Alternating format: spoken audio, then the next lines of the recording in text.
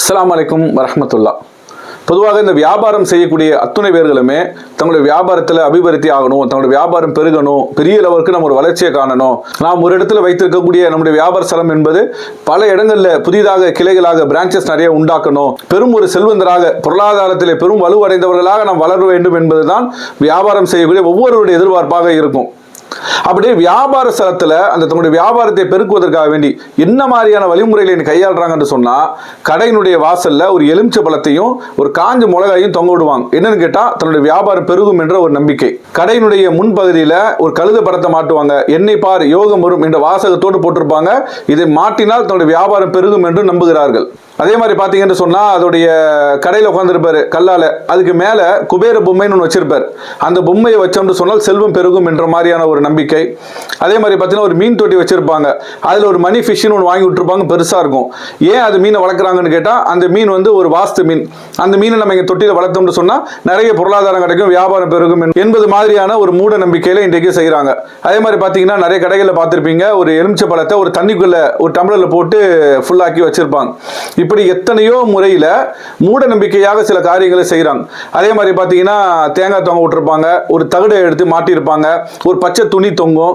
இது மாதிரி நிறைய விஷயங்களை செய்வாங்க. இதெல்லாம் செய்தால் வியாபாரம் பெருகும் என்ற ஒரு நம்பிக்கை முஸ்லிம்களையும் சிலர் அறியாமையில் இது போன்ற காரியங்களிலே ஈடுபடுகிறார்கள். இந்த மாதிரி காரியங்களுக்கெல்லாம் இஸ்லாத்தில் அறவே இடம் கிடையாது. இது ஹராம், தடுக்கப்பட்ட, அல்லாஹ் ஒருபோதும் மன்னிக்காத இணை வைப்புக்குரிய ஒரு காரியம். இறைவனை பொறுத்த வரைக்கும் நம்மளுடைய பொருளாதார தேவையை பூர்த்தி செய்யக்கூடியவன் இறைவன் தான்.